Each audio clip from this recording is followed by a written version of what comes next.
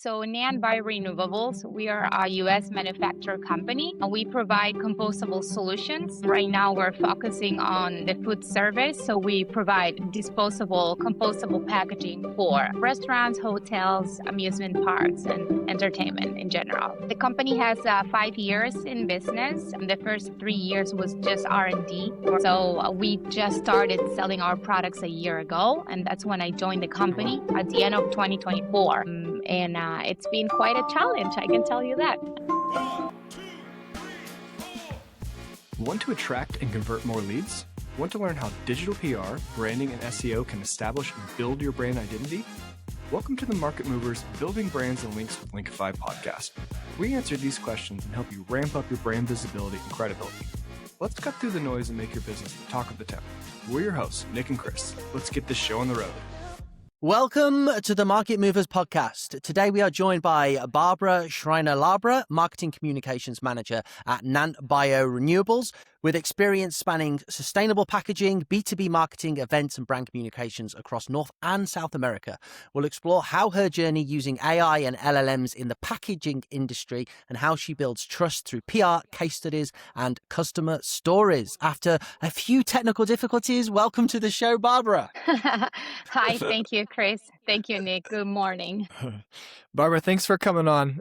So to kick things off, why don't you tell us a bit about what NantBR does and then your role at the company? Yeah, sure. Okay, so NantBioRenewables, we are a U.S. manufacturer company. We provide compostable solutions. Right now, we're focusing on the food service. So we provide disposable, compostable packaging for restaurants, hotels, amusement parks, and entertainment in general. Awesome. Yeah, the company has 5 years in business. And the first 3 years was just R&D for doctors and chemists. They were just working in formulations and technology, trying to develop the best products for the market. So we just started selling our products a year ago, and that's when I joined the company at the end of 2024. It's been quite a challenge, I can tell you that. Well, we'll definitely dive into some of those challenges. But before we do, could you give us a sense of how big NantBR is? Maybe a bottom line metric, revenue, number of customers, sales volume, anything like that? Yeah, well, NantBioRenewables, we are part of the Nant network. So we just have one owner, and we are around 35 different companies, part of this whole network. So we are the new baby for the owner. We are under the energy division, but we also have participation in pharmaceutical, medical. We got also a couple of businesses in marketing agencies, digital. But I will say the huge business for the owner is in the medical and pharmaceutical industry. So for us, NantBioRenewables, we are 3 different companies that we combine efforts together. So we have NantRenewables, we have our sister company called Scene, and then NantBioRenewables. So in total, we are around, I would say, 70, 80 employees. We got 3 facilities. 2 are in Alabama, in Gadsden, Alabama. And then we're building a new one in Savannah, Georgia. Okay. So let's start with your guys' launch. So a year ago you launched. Sounds like this isn't your typical, like, we're a startup, we have low funds. You're you've got a parent company. There's clearly some funding there. So what was the strategy? What was the go-to-market strategy? Did you already have these sales channels in place? How did you guys launch? How did you get the first customers? Well, when I started working for NantBioRenewables, I always ask, like, first to hear from the team. Tell me about the story, how we manufacture. I want to go and see the factory, right? I want to understand everything before to understand the customers and how to go into market. So I went to Alabama. I met the team. I got the whole tour, and well, this product, we have 100 other competitors, right? So I was like trying to find the key ingredient, like the secret recipe, to try to differentiate us from the others, right? Because otherwise you are just one more, and how hard is that, There are other companies that they have decades in the business. And then I figure out that we really have something that is unique, that no one has it. And that's one of the raw materials that we are using in our products is coming from the Bahamas. It's the ocean calcium sand. It sounds like crazy. We are the only company using that material. And I was like, this this has to be wrong. I mean, there got to be something wrong, right? Why we are the only ones? And so I got scared. I was like, oh my God, I need to do a research. So I started looking, all the competitors, all the different companies in US, in Europe, in Latin America, and no one was using this raw material. And the good thing is like carbon negative footprint. So it's amazing. I mean, we don't do any damage to the ocean because it's really like kind of like a desert in the middle of the ocean in the Bahamas. So there's no sea life, there's no animals, nothing there. So after 24 hours that we harvest this raw material, looks like nothing happened there. So I thought, oh my God, that's amazing. So that's the story, right?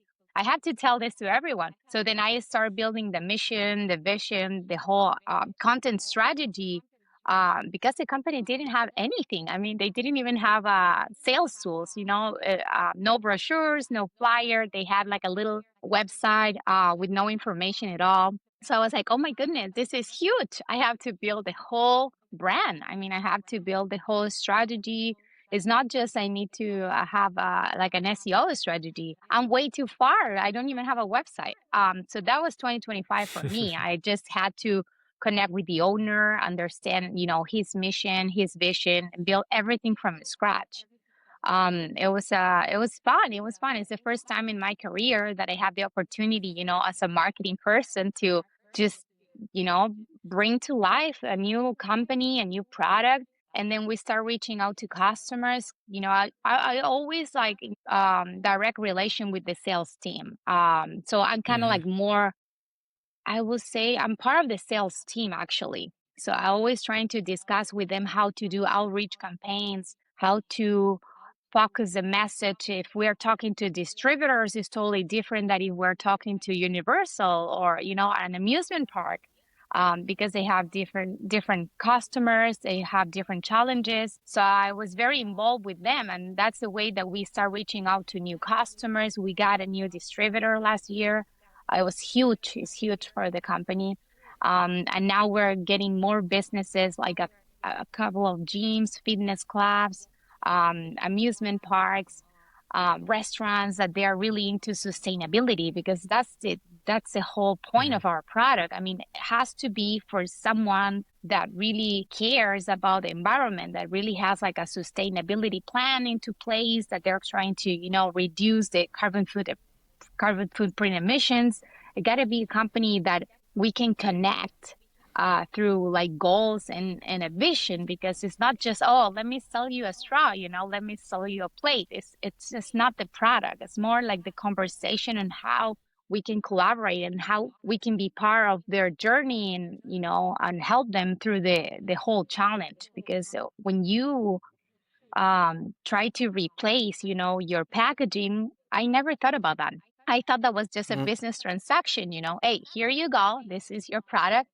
You're going to receive your truckload in 2 weeks. And that's it. And it's not like that. They have to train their employees. They have to, look at the entire operation. This is compostable. So they have to teach consumers like where should dispose, the compostable straws in recyclable bin? Absolutely not. In regular waste? Well, if it's the only option that you have, I would say yes. But the ideal customer is to have organic waste. So it's kind of like a combination, you really have to educate your customer, but also their customers and the end consumer. And then performance is key. So there's a lot of factors involved. I think honestly never thought that sell compostable straw and compostable plates will have that challenge in businesses, but it's quite important actually. I would have thought the B2C play is a lot easier just because people are conscious of what they do. Nick always shouts at me if I buy a plastic bottle of water. the B2B play, though, I would imagine it's much more difficult, but are you finding that conversation with businesses is changing as the wider sort of their public, their audience, their customers, as that perception shifts? Like they're trying to make these changes, the theme parks, the other businesses that you're working with, that they're trying to implement this biodegradable product because it's the shift that's happening in the wider world. Absolutely, because in the past, when I started working on sustainable packaging, it was an option. It was like, okay, Yeah. if you want, you can use compostable. But now compostables are shifting from a nice to have to a business requirement. So there's like now law Mm. and regulations into place that in some states here in the US is not an option anymore. It's something that it's a must. You have to, because you don't have an option anymore. So that, of course, support the business or regulations, also consumer experiences and expectations, right? Consumers now, they're willing to pay more. There's several studies that will show you how consumers, the new generations, they are reading all the labels, right? They care about the labels, the product, the ingredients, everything is important for them right now. So it's about brand reputation. So that's how I see that it's totally uh, composables are really shifting, and now it's like a business requirement. Yeah. So when you launched, you said sales team. So I'm assuming that's where most of the first sales come from. And you also mentioned that, you went and you found that, hey, we have this unique thing. We use sand from the Bahamas. Nobody else is doing that. Did that shape the sales strategy? How do you take something like that is unique about your product or your service and turn that into something that like the customer will care about? How do you take that and say like, hey, this is why this is a superior product? Because the customer, they inherently think like, oh yeah, cool, that's made with sand, but they might also, they might not care. You have to you have to tell them why that's important. So how did you implement that into the sales strategy? Yeah, well, for the sales strategy, you're right. I mean, it's not just about the story that we're using this special material. It's a combination, Nick, because it's this new raw material that is carbon foot negative carbon footprint, but also you have to certify, right? So that's crucial for customers these days. Is the performance? It's like, okay, Barbara, this is really nice. I mean, you're using a different raw material. I like that. But what about performance? So you have to test your product against competitors, and that performance is just amazing. It's not just because it's my company and I'm trying to sell the product. It's just like we have been testing in different facilities and locations, and we got excellent reviews coming from customers that they can't believe. Actually, the first impression is like, I don't believe this is compostable plastic packaging. I don't believe it. And I'm like, okay, take it into your operation and do the test, and we will send you all the certifications, right? Because this has to be certified. So we have BPI, TUV certifications for our straws and raw materials. So it's a combination of, you have to send the proof that this is compostable packaging, and also the operations, they have to test it. So when you combine all those efforts, I was able to give the sales team the perfect speech, right? And the right information. So when they have customers, sometimes I even join those meetings to explain customers how is the certification, the process. I always provide extra studies. We have a R&D team in house that they do their own studies as well. So we have a lot of data and a lot of information to support our product and our business. So I think that's the key point, that we are totally transparent.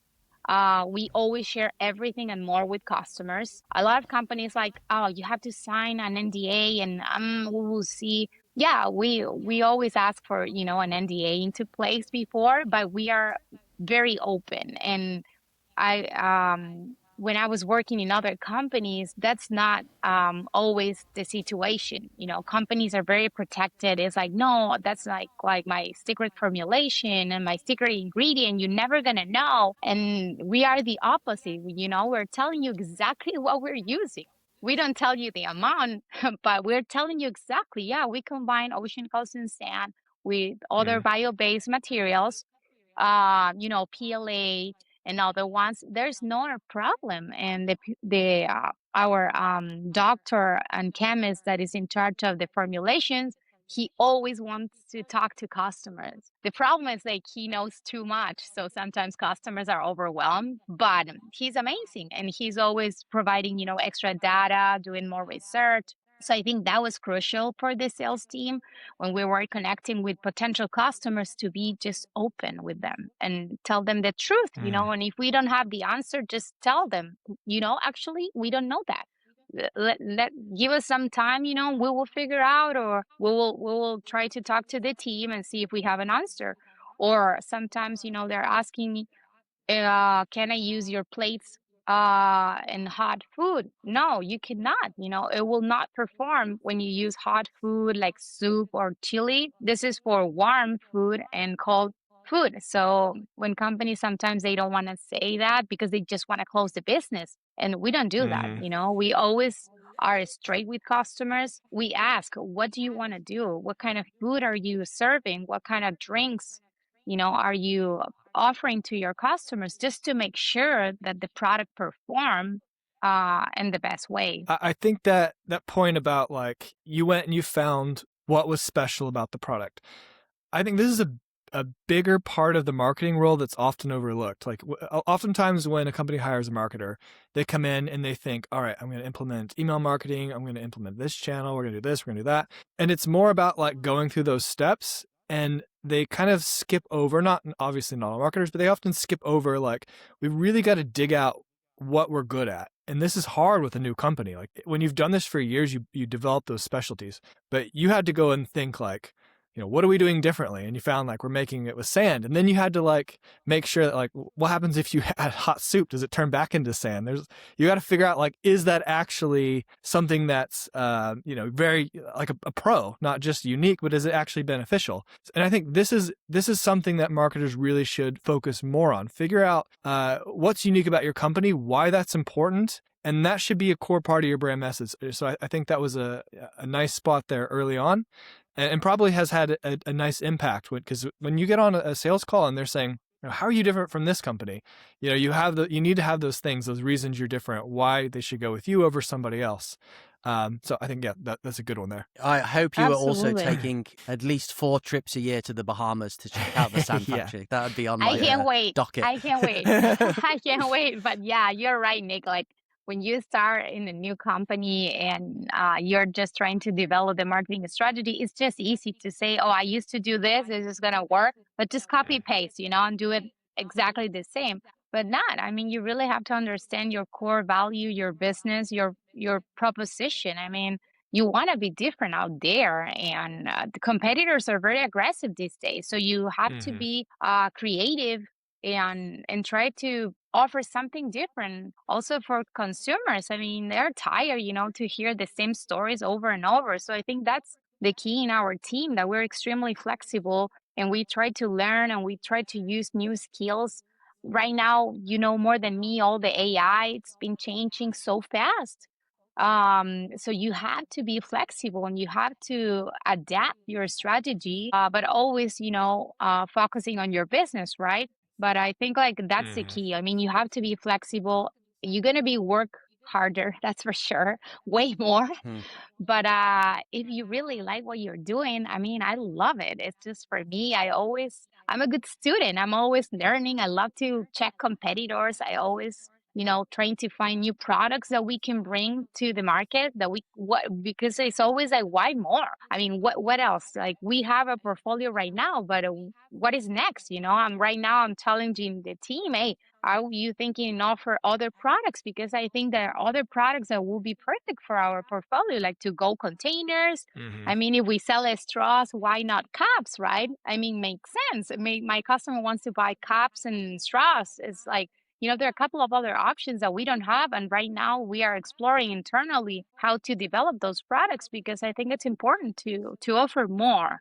Yeah, I 100% agree. You mentioned AI there, Barbara. I'm just intrigued to know what you think the future holds when it comes to AI, if you're excited by it, if NantBR is utilizing it, and where you think the technology could to take the business. Yeah, I'm not gonna lie, but when I start with the AI, I was totally against. And I was like old school. I was like, I'm not going to use AI. No, I want to have my, Down with the robots. my whole team. I mean, what are you talking? AI agents, get out of here. I was like, absolutely not happening. But then I started like learning and really getting into all the options, all the tools. And now it's just amazing. It's amazing all the things that you can do with AI.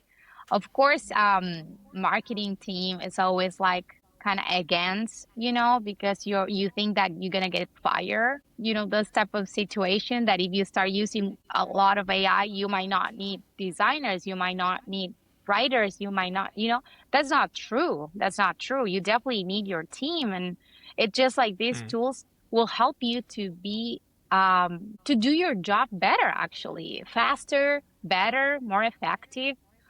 So we have our team, but we also use AI tools every single day. I mean, where you're writing, there are great platforms for content, but you still need your team. And you also, if you don't have the answer in your team, you have to get extra help. Meaning you have to go and hire agencies that they are experts, like you guys, you're experts, in SEO, GEO, LLMs, a lot about that, a lot about content. So it's crucial to, partner with agencies that they can help you building the right message, because right now that's the key. I mean, I thought it was SEO. I was all into SEO. I was like, oh, I'm going to kill it. I know all the keywords for everybody. And then I started looking at ChatGPT, Copilot, and, Gemini. And I was like, oh my God, I'm not here. I mean, these, systems, they don't even know my brand. I was like, oh my God, now I have to play against like GEO too. And it's fun. It's really fun. But you have to be very strategic because, just a few words can change the whole story. And I feel like AI is kind of lazy, right? So instead of you personally go to Google and do your research and click, 10 websites, now you just go and ask one thing. And because the system already knows your personality and your taste, it's amazing. And then you have three options and you just go through those three and you trust. So I think that's very important right now in our business, that people, they don't have too much time. They're busy. My customers are busy, they have a lot of issues in their operations. So I don't want to be one more. So I think it's very important to be able to be there for them. And when they, ask just Copilot or Gemini, what is the best compostable straw? Oh my goodness. It's just like the best thing that now you can do for them, just to be there. And then they collect all the information in 5 seconds instead of spend a couple of hours doing our research. Yeah. So I'm a big fan. Good. I'm a big fan now. Yeah. After a year, I'm a big fan of AI. I think that's a good attitude where you said this is fun, because it feels like you could have said, I've just cracked SEO and now I've just learned there's like a gazillion other things. But I think it makes us better marketers, providing better and more useful content and products for our customers, and it's just an overall better sort of thing to be involved with. Barbara, it's been an absolute pleasure having you on. I want to get my hands on some NantBioR products. And do you say you've got straws? Because I don't like the paper straws. So if you've got something which feels better than that, I'm definitely game. I know. If people want to find you, hunt you down, where's the best place they can go, either for you or for NantBioR? Yeah, they can go to our website. So it's NantBioRenewables.com.